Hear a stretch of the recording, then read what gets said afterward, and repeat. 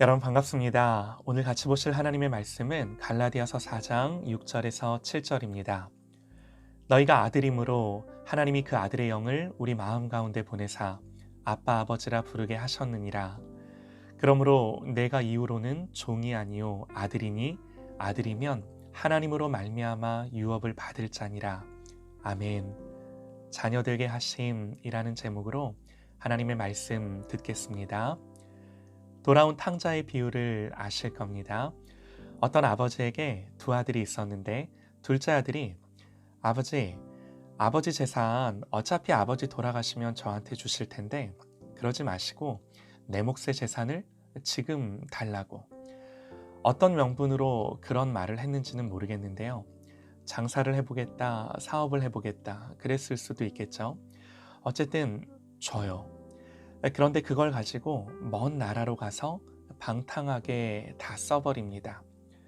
돈이 있을 때야 친구도 있고 필요한 거 먹고 입고 쓰고, 그런데 돈 다 떨어지니까 누구 하나 자기를 돌아봐 주는 사람이 없죠. 성경을 보면 그렇게 다 허비하고 돼지 먹는 쥐엄 열매로 배를 채우고자 하되 주는 자가 없는지라 그럽니다. 그제서야 집 생각이 나고 아버지 생각이 나고 집에 돌아가고 싶어 합니다. 그런데 자기가 생각해도 염치가 없죠. 모자랬다고. 그래서 속으로 자기 딴에는 뭐라고 생각을 하냐면 아버지에게 가서 이렇게 말씀을 드려야지. 아버지, 제가 하늘과 아버지께 죄를 지어 이젠 아버지의 아들이라고 할 자격이 없습니다. 다만 저를 일꾼의 하나로만 써주십시오. 그렇게 말하겠다 생각하고 집으로 돌아가는데 아직 거리가 멀어요. 집에 도착하지도 않았습니다. 그런데 아버지가 아들이 오는 것을 먼저 알아봐요. 아버지가 어떻게 하나요? 달려가 목을 안고 입 맞추죠. 그리고 종들에게 말하죠. 아버지는 종들에게 이르되 제일 좋은 옷을 내어다가 입히고 손에 가락지를 끼우고 발에 신을 신기라. 아들의 지위를 회복합니다. 사실 아버지에게는 아들이 아니었던 적이 없어요. 아들만 아버지가 없는 것처럼, 아버지 돌아가신 것처럼 재산 미리 받아가지고 아버지를 떠나 산 거죠. 아버지가 있지만 아버지 없다고 여기며 고아처럼 살았던 거죠. 아버지는 아들이 죽었다가 살아났고 잃었다가 다시 얻었다며 기뻐합니다. 이 말씀은 예수님의 비유세요. 예수님이 왜 이런 비유의 말씀을 하셨는가? 그 당시 세리들, 죄인들, 심지어는 몸을 파는 여인들까지 이들이 예수님께 가까이 오는 거예요. 그것을 본 바리새인과 서기관들이 비난하는 거죠. 수군거려 이르되 이 사람이 죄인을 영접하고 저들과 음식을 같이 먹는다 하더라. 그때 예수님이 하셨던 말씀이 이 말씀이세요. 하나님은 마치 이 아버지처럼 세리와 죄인들처럼 집 나간 당신의 자녀들이 돌아오는 것을 너무나도 기다리시고 기뻐하신다는 거죠. 기뻐할 뿐만 아니라 중요한 건요. 이 아들이 집까지는 와요. 그런데 어디까지 못 와요? 다시 아들의 자리로는 지 혼자 못 와요. 그런데 아버지가 다시 옷을 입히고 가락지를 끼우고 신을 신기라.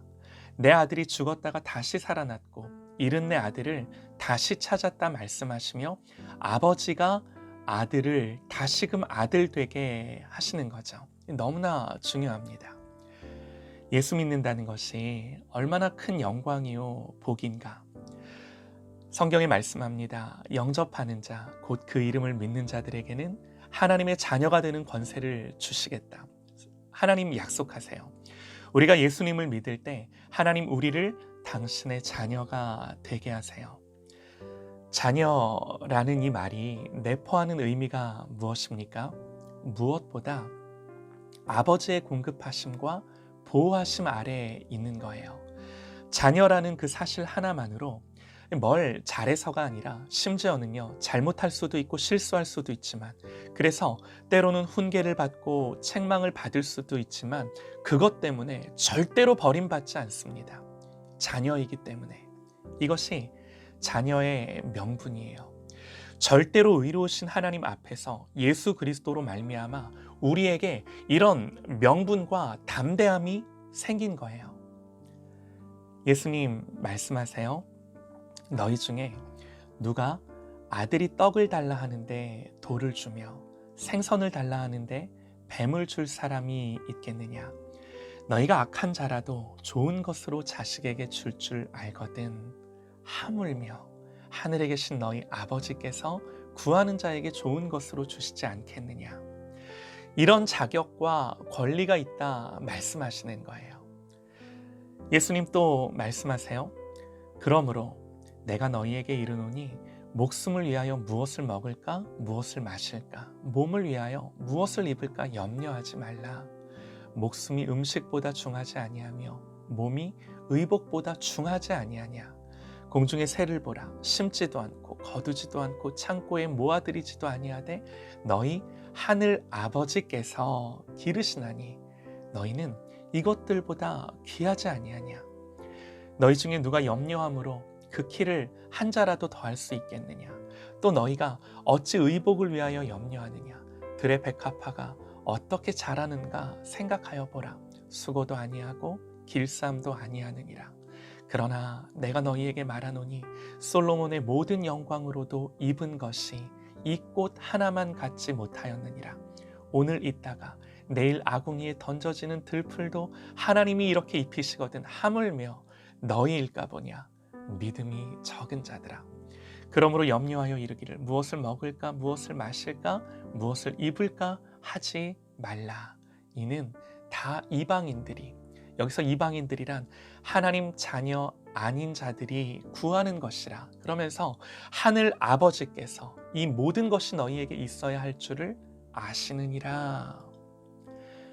예수님이 하나님을 아버지로 우리에게 보여주시며 우리가 자녀인 것을 말씀하시는 거예요. 성경을 자세히 보면요, 주님이 참 극진히 우리에게 이런 말씀을 하세요. 그냥 이런 말씀을 그냥 설명하시는 게 아니라 우리를 설득하시면서 하나님이 너희의 아버지시고 너희가 그 하나님의 자녀인 것을 증언하세요. 이 자녀의 명분과 담대함이 우리에게 있는 거죠. 여러분, 자식이 말을 안 들으면 호적에서 파버리나요? 말은 그렇게 할 수도 있지만 그 관계가 어디 가겠습니까? 그 관계가 뭐 바뀌겠습니까? 우리가 자녀가 되었지만 자녀다운 삶을 사느냐? 그건 또 다른 문제인데요. 하나님 말씀하세요. 내 아들아, 주의 징계하심 같이 경히 여기지 말며 그에게 꾸지람을 받을 때에 낙심하지 말라. 왜요? 주께서 그 사랑하시는 자를 징계하시고 그가 받아들이시는 아들마다 채찍질하심이라 하였으니 너희가 참음은 징계를 받기 위함이라.